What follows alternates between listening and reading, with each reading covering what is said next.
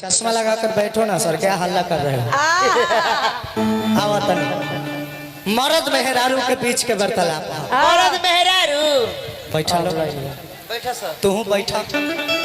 देखिए कलाकार का कोई आकार नहीं होता है। नहीं, कलाकार एक पानी की तरह होता है। हाँ। जिस सांचे में उसको ढालिए वो ढलने के लिए तैयार रहता है। हाँ। जैसे पानी के छिपा में रख दम चौला हो जाए, हाँ। गिलास में रख दम तो लंबा हो जाए, लंबा हो जाए, कटोरा में रख दम गोल हो जाए। हाँ। वही तरह हम कलाकार हैं तो हम तुरंत छपरा के मर्द बन रही हो। अभी देखिए 2 मिनट में बलिया के मौगा बनत नहीं हो स्टेशनवा पर। जिया जिया जिया। हाँ कौन स्टेशन है जी जहाँ ढेर रहे सर? बकुला बकुला। ए दादा कौन कौन गोंडा स्टेशन कौन कौन हो जा भेटा जले सनु? प्रसिद्ध रानीगंज हो। हाँ रानीगंज में ओकनी के भाव आए हाय हाय हाय हाय हाय हट जाओ ना, खतरा हो जाएगा रे। अरे क्या हंसती हो रे? जो तुम्हारे पास है वही तो मेरे पास भी है। हंसती क्या हो? अरे चश्मा लगा लो, चश्मा। मानी कि ई हमार सखी बाड़ी, इहो सखी बाड़ी, इहो सखी बाड़ी। हाँ, तीन गो सखी। ए सखी काहे सखी? हई दुगो सखी इहो हमार क्लोजे ह लोग। हाँ। हिनका संगे तनी पहले से हम पढ़ल बानी, से ही ज्यादा खुलल बानी। खुलो। हाँ ए सखी काहे सखी? हमनी के सब सखी पढ़त रहनी सन, छोट रही सन तक खेलनी सन, एक के संग है, घूमे फिरे गईनी सन, एक के संग है, खाना पीना खैनी सन, एक के संग है, धीरे धीरे स्कूल कॉलेज के पढ़ाई भई, एक के संग है, मोर मैदान भइल, एक के संग है ना एक के संग है, उत्तरा बाबू के संग सब कुछ एक के संग। अब देखते देखते सियानो हो गई नहीं जा। हाँ एक के संग है। तब सियान लड़की के कोनो माई बाप घर में थोड़े रखेला। ना ना ना। बाबू माई शादियों कर दिहलस। हाँ। एकरा बाद ससुराल चल गई नहीं सन, एक के संग है। बड़ा दिन बाद आके आज नैहर में बैठल बानी सन। हाँ ये सखी। ए सखी का तनी अपना मर्द के हाल समाचार बतावा ना, उ का करेला हो? अरे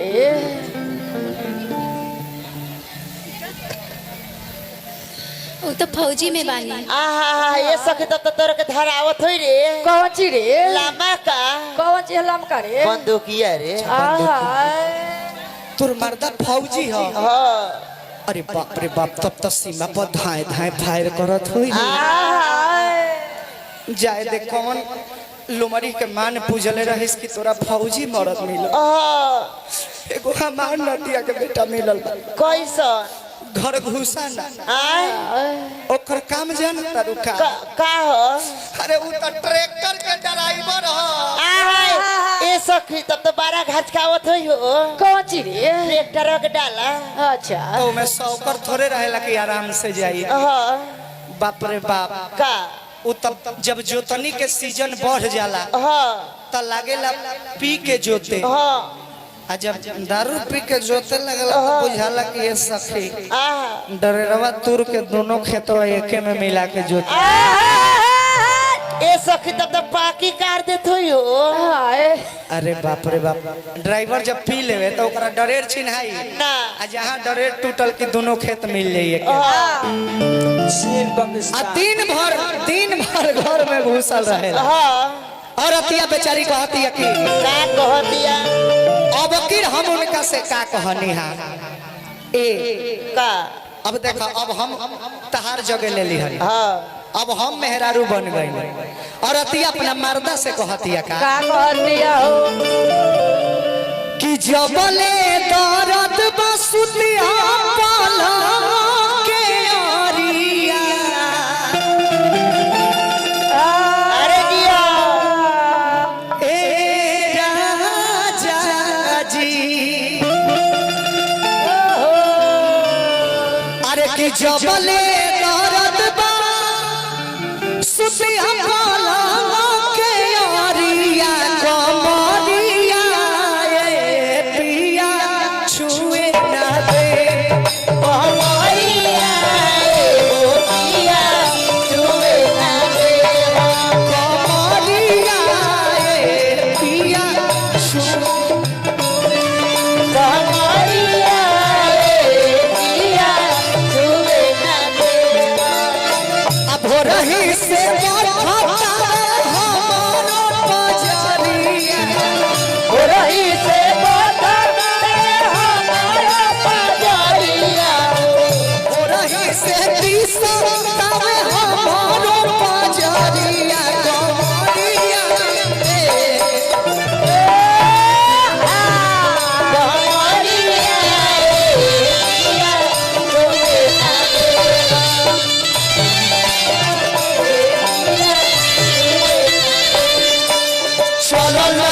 की गोर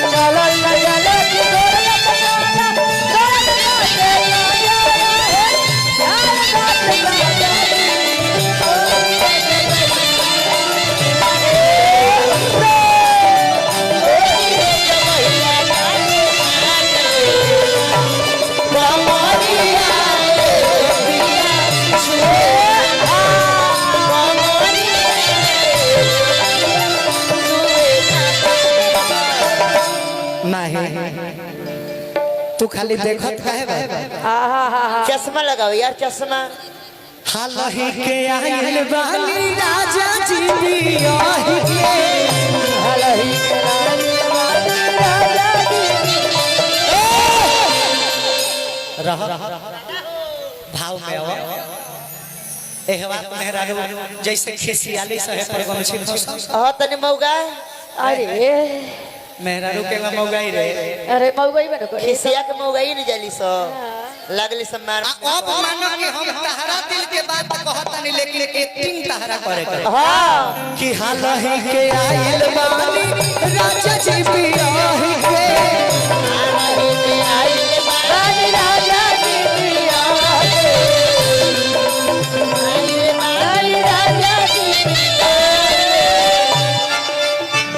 तने तू हमरा से दूरे दूरे भागल रहता क्यों आके क्यों आजा रे आजा इनकर नाम जे तने बानो से तने हमो पीछे भागल चल जाता इनका से ये ताने होई तने नाम के लड़की का जाने मरखा काहे होता रे सब। अरे तार नाम तानिया तब तक खातो हकबू खाली तन्या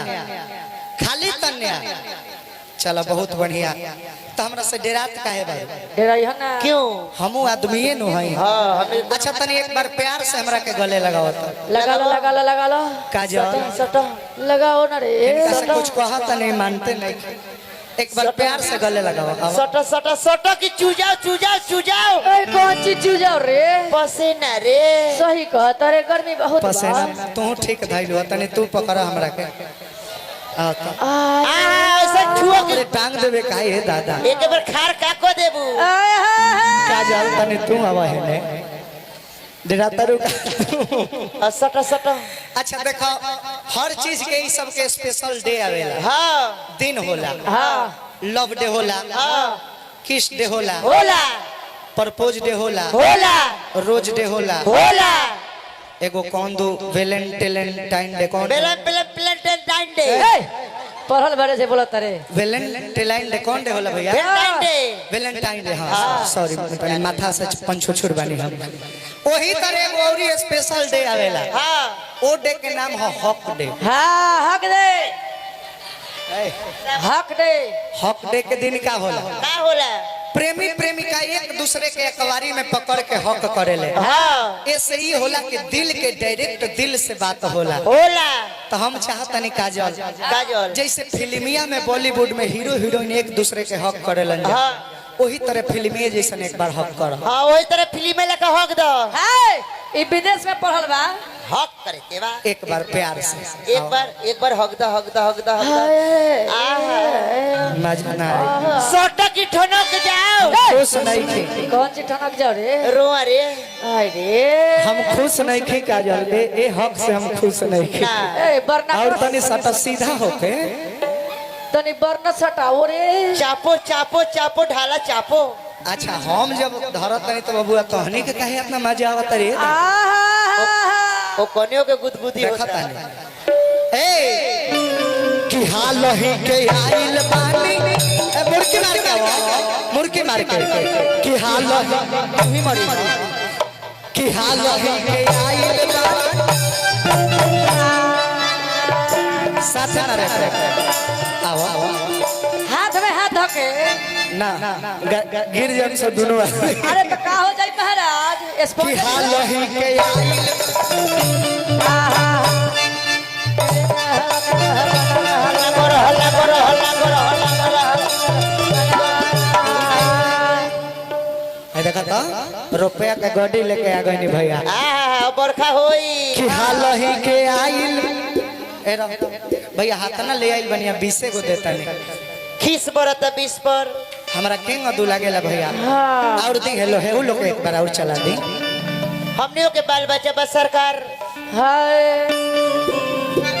ए यहाँ के तो ढेर ठीक बने कि 10 टकिए लेके आईनी है वही में से देनी है सही बात है आजकल मंच की प्रोग्राम में पैसा देवे के तरीका ठीक बा हाँ ना तो वह ऑर्केस्ट्रा प्रोग्राम रहित नु ओ में पैसा देवे के तरीके बदल जाला बड़ बुजुर्ग लोग तो में पैसा ना दे हमनी जस नायिका जितना छोकरा लोग रही नु मंच के समन्वय बैठ जाई लोग ए ब्यास पता चलल कि आज ऑर्केस्ट्रा बा हाँ मंगरो दिन होके तका हो सैलून में घुस जाई लोग हाँ वो कहला जी सैलून वाला भाई हाँ सलमान खान कट काट दो सलमान खान कट क्यों और एक कट भाव पे मार देना ओहो आज जाने कि पैसा देवे के तरीका वो लोग हाँ पहले 10 गो 10 टकिया रखे लोग आहा ओकरा बाद 5 गो 20 टकिया ओकरा पर से 2-4 गो 100 टकिया हाँ आ ओकरा नीचे 500 रखे लोग आहा काहे काहे मान लो कि आंखों मुद के अगर फेंके लगनी हाँ तो 20 टकिए 50 टकिया तक हाथ लग के रह जाए मोटका पैसा नीचे छुपल रह आ वो लोग के तरीका देखो नचनियन के तो पैसा लेवे के होई तो देख ली कि हाथ में गोडी बानू हाँ तो लगी रहुए पर लगातार फोकस कर आहा वो नाचे लगी या देखत है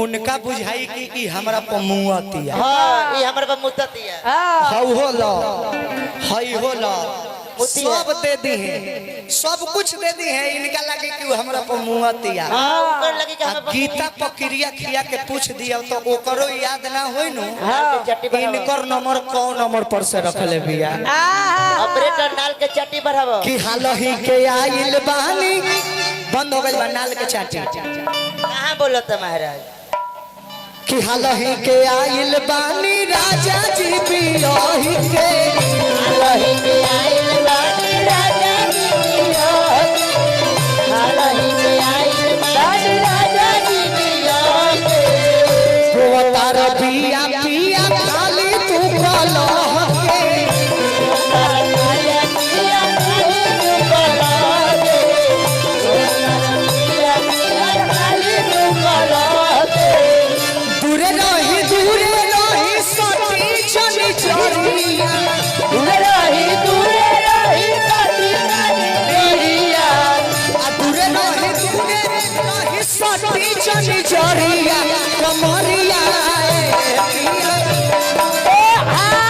कमरिया एगो पिया तुए ना झूले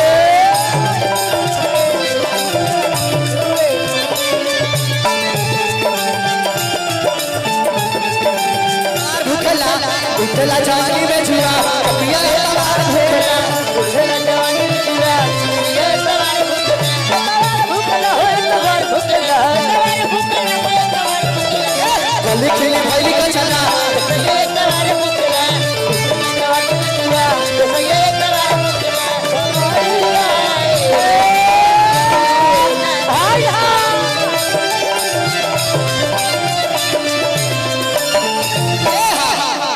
और ये औरतिया कहत का बिया का कि रोशन सिकंदर तनिका पूछा ना लाचारी रोशन सिकंदर का पूजा डाला जाए सिकंदर का पूजा डाला जाए ए बलमुआ क्या है बात मानी राजा